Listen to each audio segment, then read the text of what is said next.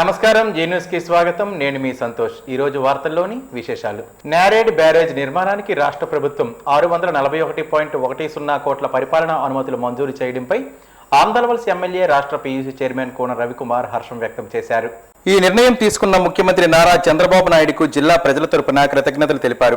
61 ఏళ్లుగా శ్రీకాకుళం రైతుల కలగా ఉన్న నేరేడి బ్యారేజ్ ఇప్పుడు సాకారం దిశగా అడుగులు వేస్తుందని ఆయన అన్నారు. ప్రాజెక్టులు పూర్తయితే వంశధార జలాలతో వేలాది ఎకరాలకు సాగునీరు అందడంతో పాటు రైతుల ఆర్థిక పరిస్థితి మెరుగుపడి జిల్లా వ్యవసాయ రంగానికి కొత్త ఊపునిస్తుందని పేర్కొన్నారు.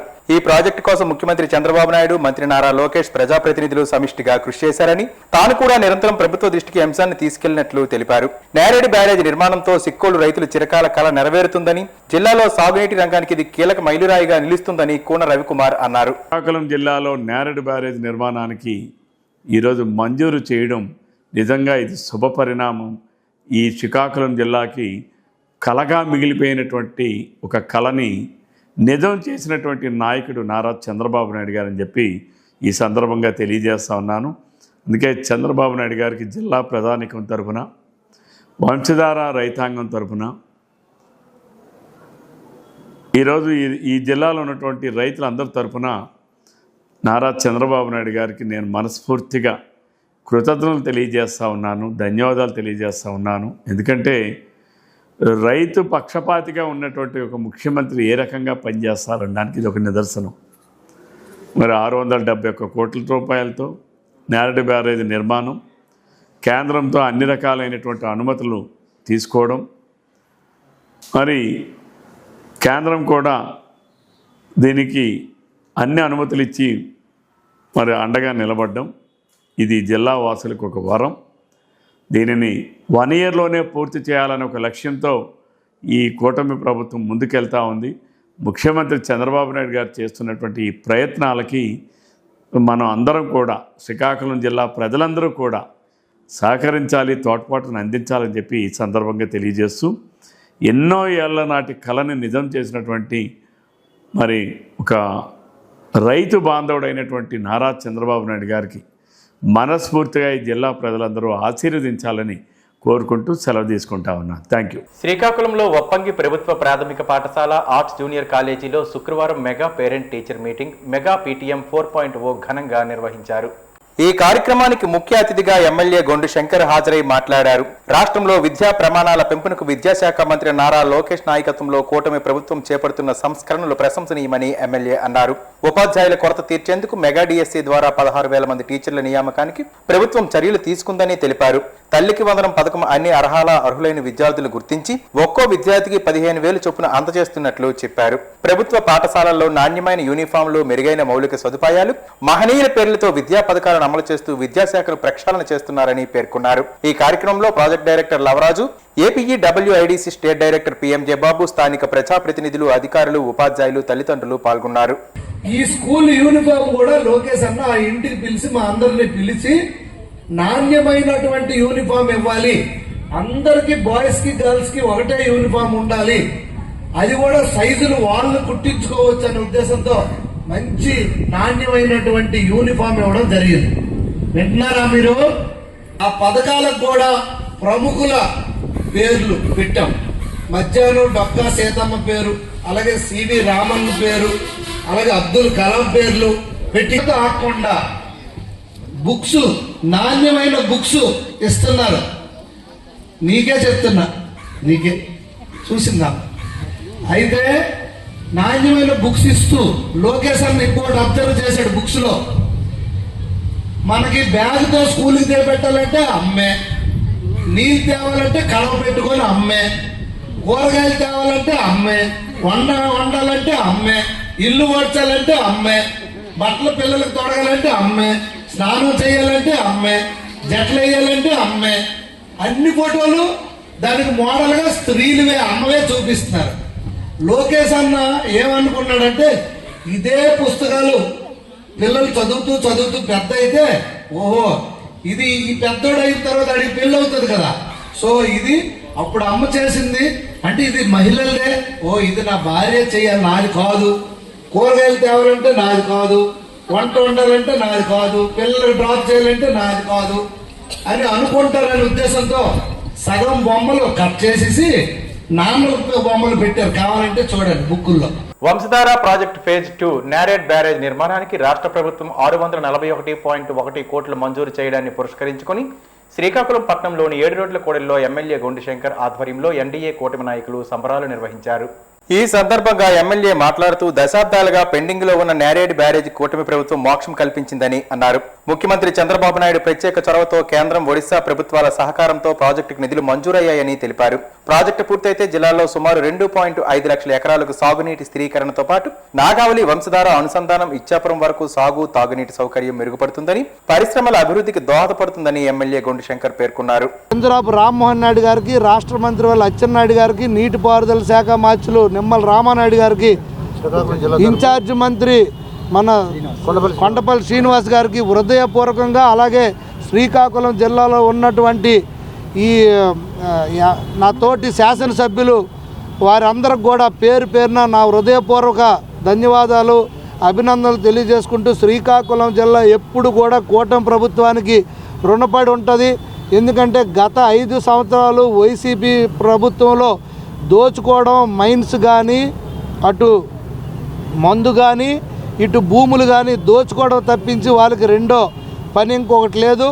ఒత్తి మాటలు చెప్పి, కళ్ళబొల్లి మాటలు చెప్పి టైంపాస్ చేశారు. ఇటు రైల్వే స్టేషన్ రోడ్డు కూడా కంప్లీట్ చేయకుండా వందలాది మంది ప్రాణాలు గైకోవడానికి కారకులయ్యారు. అటు వంశధార ప్రాజెక్టు మీద కపట ప్రేమ, తిరిగి రెచ్చగొడితే ఇప్పుడు దీనికి మీరు ఏం సమాధానం చెప్తారని కూడా నేను ఈ సందర్భంగా అడుగుతూ, గౌరవ ముఖ్యమంత్రి వాళ్ళకి మరొకసారి హృదయపూర్వకంగా శ్రీకాకుళం జిల్లా ప్రజల తరపున మేము ధన్యవాదాలు తెలియజేసుకుంటూ నమస్కారం. జై ఎన్డీఏ కూటమి ప్రభుత్వం, జై ఎన్డీఏ కూటమి ప్రభుత్వం. చంద్రబాబు నాయుడు గారు కానీ, మోడీ గారు కానీ చేస్తున్న కార్యక్రమాలకి మన ఎమ్మెల్యేల తాలూకా గెలిపే నాంది అని ఈ సందర్భం తెలియజేసుకుంటూ, దాదాపు 1962లో శంకుస్థాపన చేసిన ఈ నేరేడ్ బ్యారేజ్ని ఈరోజు ముందరకు తీసుకెళ్లే అవకాశాన్ని కల్పించినందుకు మరొకసారి మేము ధన్యవాదాలు తెలియజేసుకుంటూ, ఇదే ప్రాప్తికి రేపు విజయోత్సవం ర్యాలీ కూడాను సైకిల్ యాత్ర వచ్చాము. పెద్దలందరి సమక్షంలోనే అప్రూవల్ తీసుకొని నేరేడ్ బ్యారేజ్ శ్రీకాకుళం వరకు కూడా రావడానికి ప్రయత్నిస్తూ, ప్రతి గ్రామంలో కూడాను ఈ తాలూకా ప్రతిఫలాలు ప్రజలకు అందించే పరిస్థితులు తీసుకురావడానికి, రేపు ఏ కార్యక్రమాలు అయితే ఇంకా మిగిలిపోయినా అవి కూడా పూర్తి చేయడానికి కూటమి ప్రభుత్వం పెద్దలందరూ కూడా పేరు పేరున విజ్ఞప్తి చేసుకుంటూ, శ్రీకాకుళం నగరంలోని శ్రీ జగన్నాథ స్వామి వారి రథయాత్ర కార్యక్రమం అశేష భక్తజన సందోహం మధ్య అత్యంత వైభవంగా జరిగింది. శ్రీకాకుళం నగరం స్థానిక ఆర్ట్స్ కాలేజ్ రోడ్డు వద్ద ప్రారంభమైన ఈ ఆధ్యాత్మిక శోభయాత్ర భక్తుల నడుమ పొన్నాడ బ్రిడ్జి సమీపంలో ఉన్న ఇస్కాన్ ఆలయం వరకు కన్నుల పండుగగా సాగింది. దారి పొడవునా భక్తుల గోవింద నామస్మరణలు, కీర్తనలు, భజనలతో ఆ ప్రాంతమంతా పవిత్రమైన ఆధ్యాత్మిక శోభను సంతరించుకుంది. అడుగడుగునా మహిళలు స్వామివారికి హారతులు పడుతూ భక్తిభావాన్ని చాటుకున్నారు. ఈ పవిత్ర కార్యక్రమంలో శ్రీకాకుళం శాసనసభ్యులు శ్రీ గొండు శంకర్ ప్రత్యేకంగా పాల్గొన్నారు. ఆయన స్వయంగా స్వామివారిని దర్శించుకుని భక్తి శ్రద్ధలతో ప్రత్యేక పూజలు నిర్వహించారు. ఈ సందర్భంగా ఆయన మాట్లాడుతూ, శ్రీకాకుళం ప్రజలందరిపై ఆ జగన్నాథుని ఆశీస్సులు ఎల్లప్పుడూ మెండుగా ఉండాలని, రాష్ట్ర ప్రజలంతా ఆయురారోగ్య, అష్టైశ్వర్య, సుఖ సంతోషాలతో వర్ధిల్లాలని ఆకాంక్షించారు. ఈ వేడుకలో స్థానిక నాయకులు, ఆలయ కమిటీ సభ్యులతో పాటు పెద్ద సంఖ్యలో భక్తులు పాల్గొని ఉత్సవాన్ని జయప్రదం చేశారు. నేరేడ్ బ్యారేజ్ నిర్మాణానికి రాష్ట్ర ప్రభుత్వం 641 కోట్లు మంజూరు చేయడాన్ని పురస్కరించుకొని కొత్తూరు మండలం మెట్టూరు గ్రామంలో ఎమ్మెల్యే మామిడి గోవిందరావు ఆధ్వర్యంలో ఎన్డీఏ కూటమి నాయకులు సంబరాలు నిర్వహించారు. ఈ సందర్భంగా సీఎం చంద్రబాబు నాయుడు, మంత్రి నారా లోకేష్, కేంద్ర మంత్రి కింజరాపు రామ్మోహన్ నాయుడు, మంత్రి కింజరాపు అచ్చెన్నాయుడు చిత్రపటాలకు పాలాభిషేకం చేశారు. ఈ సందర్భంగా ఎమ్మెల్యే మామిడి గోవిందరావు మాట్లాడుతూ, నేరేడ్ బ్యారేజ్కి నిధులు మంజూరు పాతపట్నం ప్రజల చిరకాల కల సాకారానికి చారిత్రాత్మక అడుగని అన్నారు. ప్రాజెక్టు పూర్తయితే పాతపట్నం నియోజకవర్గంతో పాటు శ్రీకాకుళం జిల్లాలో వేలాది ఎకరాలకు సాగునీరు అందడంతో పాటు భూగర్భ జలాలు పెరిగి రైతులకు శాశ్వత ప్రయోజనం చేకూరుతుందని తెలిపారు. ఈ సందర్భంగా రాష్ట్ర ప్రభుత్వానికి, కూటమి నాయకత్వానికి ఎన్డీఏ నాయకులు కృతజ్ఞతలు తెలిపారు. ఈ కార్యక్రమంలో స్థానిక ప్రజాప్రతినిధులు, టీడీపీ నాయకులు, కార్యకర్తలు పాల్గొన్నారు. మొన్ననేమో ఒరిస్సా ప్రభుత్వంతో మాట్లాడి చంద్రబాబు నాయుడు గారి ఆశీస్సులతో, పవన్ కళ్యాణ్ గారి ఆశీస్సులతో, మన విద్యాశాఖ మంత్రి నారా లోకేష్ గారి ఆశీస్సులతో మన కేంద్ర మంత్రి వర్యులు కేంద్రంలో మాట్లాడుతూ, ప్రధానమంత్రి వర్యులతో కానీ ఒరిస్సా ప్రభుత్వంతో కానీ మాట్లాడుతూ, నేరేడ్ బ్యారేజ్ విషయంలో ఏ విధమైన ప్రాబ్లమ్స్ ఒరిస్సా ప్రభుత్వంలో లేకుండా ఉండడానికి ఆయన తీసుకున్న చొరవని ఈ పాతపట్నం నియోజక ప్రజలందరూ కూడాను ఆయనకి అభినందిస్తున్నారు. ఎందుకంటే కేంద్ర మంత్రి వర్యుల కృషి చాలా ఎక్కువ ఉంది, రాష్ట్ర మంత్రి వర్యులు మన అచ్చిరాయుడు గారి కృషి చాలా ఎక్కువ ఉంది. అయితే నేరేడ్ బ్యారేజ్ వల్ల మనకేమంటే ఇప్పుడు యాక్చువల్గా వంశధార ప్రాజెక్టు వల్ల ఒక మండలంకే మనకు ఉపయోగపడుతుంది. నేరేడు బ్యారేజ్ వల్ల మన మొత్తం 3 మండలాలకు కూడా మనకు వాటర్ సప్లై అవుతుంది. అది మనకు అవ్వడం చాలా ఇంపార్టెంట్. ఒరిస్సా ప్రభుత్వం కూడా 102 ఎకరాలు మనకి ల్యాండ్ కూడా అలాట్ చేయడం అనేది జరుగుతుంది. వాళ్ళు కూడా ఒరిస్సా ప్రభుత్వానికి కూడా ధన్యవాదాలు తెలియజేసుకుంటూ ఒక్క విషయం చెప్పాలి, అవ్వదు అనే దాన్ని, అసాధ్యమైన దాన్ని సాధ్యం చేసే ఘనత మన ప్రభుత్వానికే ఉంది, ఎన్డీఏ కూటమి ప్రభుత్వానికి ఉంది, మన నాయకులకే ఉంది. అందరూ కూడా ఈ పాతపట్నం నియోజకవర్గ ప్రజలందరి తరఫున కూడా హృదయపూర్వకంగా ధన్యవాదాలు తెలియజేస్తున్నాం. ఎందుకంటే ఒక మెయిన్ సీఎం గారికి, మన విద్యాశాఖ మంత్రి వర్యులకి, మన కేంద్ర మంత్రి వర్యులు రామ్మోహన్ నాయుడు గారికి, అదే పవన్ కళ్యాణ్ గారికి, మన అచ్చెన్నాయుడు గారికి, మెయిన్ ఇంకా అచ్చెన్నాయుడు గారు కూర్చొని నిన్న క్యాబినెట్లో ఆయన ఆమోదాన్ని ప్రవేశపెట్టి ఆమోదాన్ని తెచ్చి 641 కోట్లు రిలీజ్ చేసి ఈరోజు 2 సంవత్సరాల్లోనే ఈ ప్రాజెక్ట్ కంప్లీట్ చేస్తామన్నందుకు హృదయపూర్వకంగా ధన్యవాదాలు తెలియజేసుకుంటున్నాను. నీట్ ప్రశ్న పత్రాల లీకేజీ ఘటనపై సమగ్ర విచారణ చేపట్టి కేంద్ర విద్యాశాఖ మంత్రి ధర్మేంద్ర ప్రధాన్ వెంటనే రాజీనామా చేయాలని విద్యార్థి యువజన సంఘాల నాయకులు డిమాండ్ చేశారు. రాష్ట్ర వ్యాప్తంగా చేపట్టిన విద్యా సంస్థల బంద్ శ్రీకాకుళం జిల్లా కేంద్రంలో విజయవంతమైందని ఏఐవైఎఫ్ రాష్ట్ర ప్రధాన కార్యదర్శి ఎం యుగంధర్, ఎస్ఎఫ్ఐ జిల్లా అధ్యక్షుడు డి చందు, ఎస్ఎఫ్ఎస్ జిల్లా కార్యదర్శి హెచ్ రవి, ఏఐవైఎఫ్ జిల్లా ప్రధాన కార్యదర్శి కొన్న శ్రీనివాస్ తెలిపారు. నీటి పరీక్షల నిర్వహణలో జరిగిన అవకతవకలు, ప్రశ్న పత్రాల లీకేజీలపై కేంద్ర ప్రభుత్వం స్పందించాలని వారు డిమాండ్ చేశారు. విద్యారంగంలో సమగ్ర సంస్కరణలు చేపట్టి పరీక్షల నిర్వహణలో పారదర్శకత తీసుకురావాలని కోరారు. డిమాండ్లు నెరవేర్చకపోతే విద్యార్థి యువజన సంఘాలతో కలిసి ఆందోళనలు మరింత ఉధృతం చేస్తామని హెచ్చరించారు. కార్యక్రమంలో వివిధ విద్యార్థి సంఘాల నాయకులు, కార్యకర్తలు పాల్గొన్నారు. కేంద్ర విద్యాశాఖ మంత్రి ధర్మేంద్ర ప్రధాన్ రాజీనామా చేయాలని ఢిల్లీలో విద్యార్థులపై జరిగిన లాఠీ చార్జీని ఖండిస్తూ విద్యార్థి సంఘాలు ఇచ్చిన పిలుపు మేరకు శ్రీకాకుళం జిల్లాలో విద్యా సంస్థల బంద్ విజయవంతమైంది. Srikakulam Ambedkar university women's college తో పాటు జిల్లాలోని పలు విద్యా సంస్థల వద్ద విద్యార్థి సంఘాల నాయకులకు, పోలీసులకు మధ్య వాగ్వాదం, తోపులాట చోటు చేసుకుంది. పాతపట్నంలో కూడా నిరసన కార్యక్రమం సందర్భంగా ఉద్రిక్తత నెలకొంది. ఈ సందర్భంగా ఎస్ఎఫ్ఐ, ఏఐఎస్ఎఫ్, ఏఐవైఎఫ్ నాయకులు మాట్లాడుతూ నీట్ పేపర్ లీకేజీపై సమగ్ర విచారణ జరిపి కేంద్ర విద్యాశాఖ మంత్రి ధర్మేంద్ర ప్రధాన్ రాజీనామా చేయాలని డిమాండ్ చేశారు. విద్యారంగంలో పెరుగుతున్న అవకతవకలను అరికెట్టి పారదర్శక సంస్కరణలు చేపట్టాలని, లేదంటే ఆందోళనలు మరింత ఉధృతం చేస్తామని హెచ్చరించారు. ఈ కార్యక్రమంలో విద్యార్థి సంఘాల నాయకులు, కార్యకర్తలు పాల్గొన్నారు. కోన రవి మిదిబట్టికి సంబంధించిన అంశాన్ని పరిశీలించేందుకు వెళ్లాలని నిర్ణయించిన వైసీపీ నాయకుడు చింతాడ రవిని పోలీసులు ఆయన నివాసం వద్దనే అడ్డుకున్నట్లు సమాచారం. ఈ నేపథ్యంలో ఆయన ఇంటి వద్ద భారీగా పోలీసులను మోహరించారు. ఈ చర్యపై చింతాడ రవి, వైసీపీ నాయకులు తీవ్ర అభ్యంతరం వ్యక్తం చేశారు. అక్రమాలను వెలుగులోకి రాకుండా పోలీసులు ఉపయోగించి అడ్డుకుంటున్నారని ఆరోపించారు. ప్రజాస్వామ్య పద్ధతిలో పరిశీలనకు వెళ్లేందుకు కూడా అవకాశం ఇవ్వకపోవడం సరికాదని విమర్శించారు. అయితే ఈ ఆరోపణలపై పోలీసు అధికారులు లేదా తెలుగుదేశం పార్టీ నాయకుల నుంచి అధికారిక స్పందన వెలువడాల్సి ఉంది.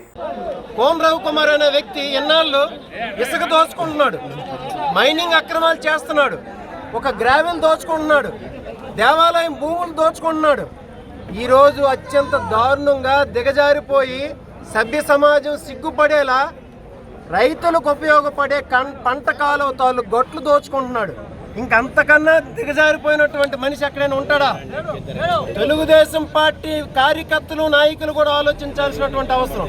కాలువ గట్లు దోచుకున్నటువంటి నీచమైన సంస్కృతి, కాలువ గట్లు దోచుకున్నటువంటి దిగజారిపోయినటువంటి వ్యక్తి కోన రవికుమార్.